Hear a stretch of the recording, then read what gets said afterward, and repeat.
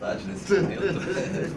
Eminente presidente da Academia Maçônica de Letras do Estado do Rio Grande do Sul, irmão Roberto Ferratini. Excelentíssimo prefeito do município de Guaíba, irmão José Esperotto. Ilustríssima secretária de Turismo, Desporto e Cultura, cunhada Cláudia Amara Borges Rosa. Eminentes acadêmicos da Academia Maçônica de Letras. Amados irmãos das augustas e respeitáveis lojas simbólicas, Fraternidade Gomes Jardins do Gorgues e Davi Canabarro e Pedras Brancas, da muito respeitável grande loja maçônica do estado do Rio Grande do Sul. Comendador Gastão Leão e familiares, cunhadas, irmãos, familiares, amigas e amigos presentes, em especial minha mulher Patrícia e meu filhinho Jorge Henrique, que sempre me acompanham em qualquer evento que eu diga vamos lá, eles estão juntos. Em agosto de 2019, na reunião da Academia Maçônica de Letras, me pediram, não, disseram assim, nós iremos a Guaíba e tu terás de apresentar um trabalho. Imaginem a responsabilidade, imaginem o receio de fazer isso. Ainda mais hoje aqui chegando e vendo inúmeras pessoas que conhecem a história muito mais do que eu. Eu me perdi. Mas eu digo para todos vocês o seguinte: hoje, acima de tudo, nós temos a data mais importante para o nosso país, não podemos esquecer disso, que é o aniversário da proclamação da independência da República Federativa do Brasil. No Brasil, nos seus 4 cantos do Monte Caburaí, em Roraima, ao norte, e não do Oiapoque, como alguns afirmam, ao Chuí, no sul, e da Ponta dos Seixas, na Paraíba, ao nascente do rio Moa, no Acre, comemoramos este aniversário com desfiles, os quais muitos equivocadamente os denominam como desfiles militares. Grande engano, esses desfiles são cívicos militares, com participação da sociedade civil e da militar, que abrilhantam a festividade nas capitais, organizados pelas Ligas de Defesa Nacional e ou pelos governos estaduais, e nos municípios pelos seus respectivos membros do Poder Executivo. Hoje mesmo, cito uma situação, hoje mesmo eu não desfilei, comemorando o Dia Pátrio como faço todos os anos. Eu sou integrante do Batalhão da Saudade, que congrega os antigos alunos do Colégio Militar, mas deixei de desfilar para estar aqui com vocês. Não poderia faltar nesta reunião, nessa cidade magnífica e sendo tão bem recebido como estamos sendo por vocês.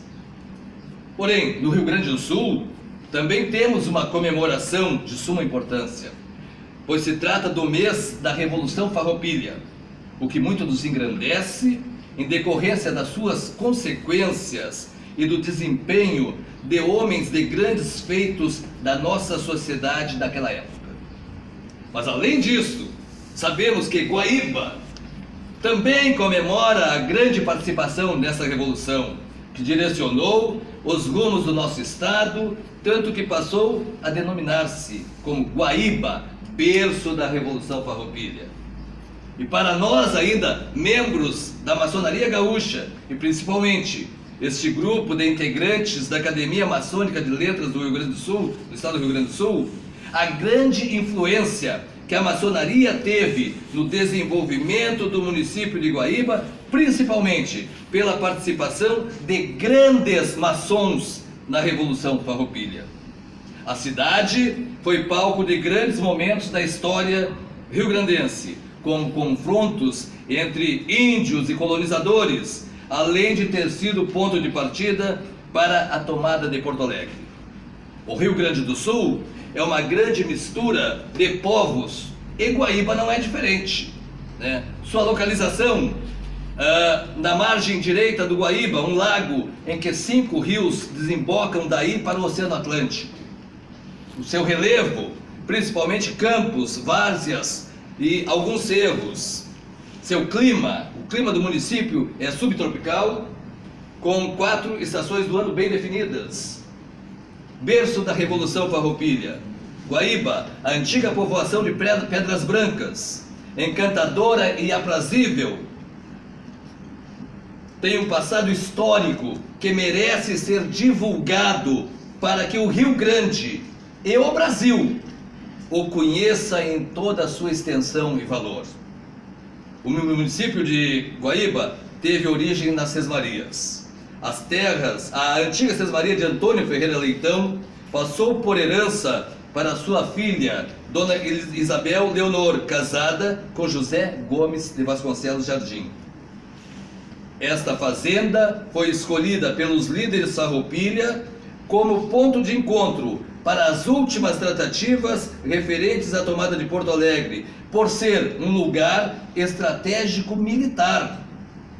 Foi em Pedras Brancas, a hoje cidade de Farroupilha, que os grandes heróis da cruzada Farroupilha, a sombra acariciante do gigantesco cipreste, que ainda se ergue soberbo e viril, debaixo da suavidade amena da tradicional árvore, que se reuniram em conclaves memoráveis, os extraordinários vultos de Bento Gonçalves, Gomes Jardim, Neto, Onofre Pires, todos grandes maçons, e outros para consertarem o plano revolucionário. Ali se teceram as malhas da sublime epopeia Farroupilha. Idealizaram-se as investidas, balançaram-se os recursos e se mediram os valores. Tudo foi calculado, discutido e deliberado. Na tarde de 19 de setembro de 1835, saía da Praia da Alegria, a tão famosa Praia da Alegria, que tem aqui, que foi um recanto turístico, segundo até nos falou a apresentadora na Jardineira, a nossa guia na Jardineira. Saía da Praia da Alegria a primeira leva de farrapos, sob o comando de Onofre Pires e Angélico Jardim, para o célebre combate da Ponte da Zenha, ali onde um irmão nosso, vereador de Porto Alegre, Bernardino Vendrúsculo, hoje falecido, homenageou com um monumento. E foi um monumento, inclusive, foi feito por um irmão também, arquiteto, né? Justamente. Na Praça Gomes Jardim, onde fica o cipreste histórico, de frente a ela, ainda existe a casa onde morava Gomes Jardim e faleceu. Estivemos por lá. Nessa mesma casa esteve morando Bento Gonçalves quando aqui chegou, já enfermo, atacado de forte pleuresia, onde faleceu. O título, Guaíba, berço da Revolução Farroupilha, segundo o que eu li, surgiu na década de 1960, quando um centro de tradições gaúchas de Porto Alegre, chamado Maragato, com sede provisória em Guaíba, em um desfile de cavalarianos no dia 20 de setembro, carregou uma faixa com esses dizeres, homenageando o município. Deste momento em diante, a população guaibense nunca mais deixou de citar a homenagem recebida, bem como o eminente irmão teve um projeto de reconhecimento desse título. Guaíba é conhecida pela sua beleza natural e dispõe de uma orla localizada no centro da cidade, com um trecho de Mata Atlântica, coisa que poucos ambientes urbanos possuem. Por isto, essa cidade é o lugar ideal para quem busca um local tranquilo e próximo à capital do estado, em que se possa aproveitar a natureza. Guaíba também é bastante reconhecida como espaço histórico. Casa de Gomes Jardim, construída em fins do século XVIII, era a sede da Estância das Pedras Altas de Gomes Jardim, na época da Revolução Farroupilha. Inserida na região metropolitana de Porto Alegre, principal polo econômico e cultural da região, Guaíba conta com ampla infraestrutura de energia, serviços de comunicação, rede de ensino e serviços de saúde, complementados por adequada disponibilidade de mão de obra qualificada e a presença de importantes indústrias exportadoras. O acesso em menos de 30 minutos ao aeroporto internacional completa o quadro favorável ao seu desenvolvimento. E agora, grandes maçons, grandes líderes da Revolução Farroupilha e grandes maçons, homens corretos e dignos de respeito entre os seus pares. Reuniram-se em Guaíba para definir os rumos da Revolução. Foram Gomes Jardim, Bento Gonçalves, Neto e Onofre Pires, entre outros nomes maçônicos reconhecidos daquele período. E agora, tinham como base os princípios da maçonaria, consubstanciados na liberdade dos indivíduos e dos grupos humanos, sejam eles instituições, raças, nações, a igualdade de direitos e obrigações dos seres e grupos, sem distinguir a religião, a raça ou nacionalidade, a fraternidade de todos os homens, já que todos somos filhos do mesmo Criador, que para nós é o grande arquiteto do universo, que é Deus. E, portanto, humanos, e como consequência, a fraternidade entre todas as nações.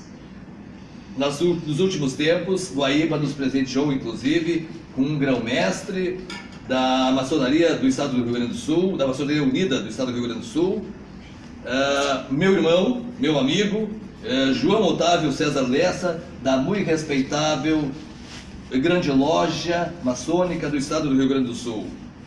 Lojas maçônicas de Guaíba. O Grande Oriente do Rio Grande do Sul possui a augusta e respeitável loja simbólica Fraternidade Gomes Jardim, número 282, fundada em 20 de setembro de 79.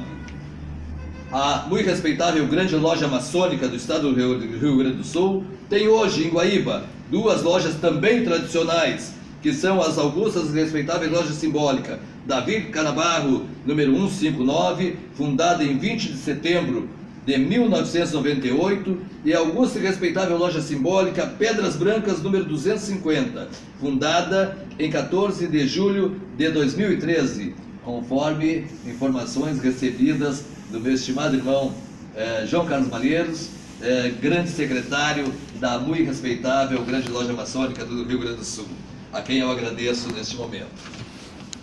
Poderíamos tranquilamente, depois de tudo que ouvimos e que aprendemos hoje, que eu aprendi com todos que aqui falaram, continuar tecendo comentários sobre a cidade de Guaíba por dias, meses. Ficaremos aqui almoçando, comemorando, abraçando meu irmão prefeito, nossa cunhada secretária, nossos irmãos.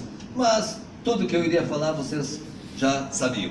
Então, para finalizar, concluindo que houve uma grande importância da cidade de Guaíba em diversos momentos históricos para o nosso estado, como a Revolução Farroupilha, com a participação de homens do mais alto quilate, como os maçons citados nesse artigo, para que todos possam refletir da importância desse conflito na história, eu relembrarei apenas uma coisa: documento final, um tratado, Convenção ou Paz de Poncho Verde.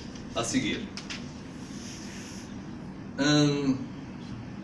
General Davi Canabarro, comandante em chefe do Exército Republicano, investido de poderes para representar a Presidência da República, aceitou as condições. E aí vem, artigo 1º, fica nomeado o presidente da província o indivíduo que for indicado pelos republicanos. Artigo 2º, pleno e inteiro esquecimento de todos os atos praticados pelos republicanos durante a luta, sem ser em nenhum caso permitida a instauração de processos contra eles, nem mesmo para reivindicação de interesses privados. Porque a razão desse artigo seria naquilo que toda vez que nós estamos buscando os defeitos do anterior, nós paramos e nada fazemos. Artigo 3º, dar-se-á pronta liberdade a todos os prisioneiros, e serão estes, às custas do governo imperial, transportados ao seio de suas famílias, inclusive os que estejam como praça no exército ou na armada. Artigo 4, fica garantida a dívida pública, segundo o quadro que nela se apresente em um prazo preventório. Artigo 5º, serão revalidados os atos civis das autoridades republicanas, sempre que nesses se observem as leis vigentes. Artigo 6º, serão revalidados os atos do vigário apostólico. Artigo 7º, está garantida pelo governo imperial a liberdade dos escravos que tenham servido nas fileiras republicanas ou nelas existam. Artigo 8º. Os oficiais republicanos não serão constrangidos a serviço militar algum e, quando espontaneamente queiram servir, serão admitidos em seus postos. Artigo 9º. Os soldados republicanos ficam dispensados do recrutamento. Artigo 10º. Só os generais deixam de ser admitidos em seus postos, porém, em tudo mais, gozarão da imunidade concedida aos oficiais. Artigo 11. O direito de propriedade é garantido em toda a plenitude. E artigo 12. Ficam perdoados os desertores do exército imperial. Davi Canabarro redigiu uma proclamação, dizendo: Concidadãos, ao desprender-me do grau que me havia confiado o poder que dirigia a revolução, cumpre-me assegurar-vos que podeis volver tranquilos ao seio de vossas famílias. Vossa segurança individual e vossa propriedade estão garantidas pela palavra sagrada do monarca e o apreço de vossas virtudes confiado ao seu magnânimo coração. União, fraternidade, respeito às leis e eterna gratidão ao ínclito presidente da província, o ilustríssimo e excelentíssimo Barão de Caxias, pelos afanosos esforços na pacificação da província. Era isto. Muito obrigado. Muito bom.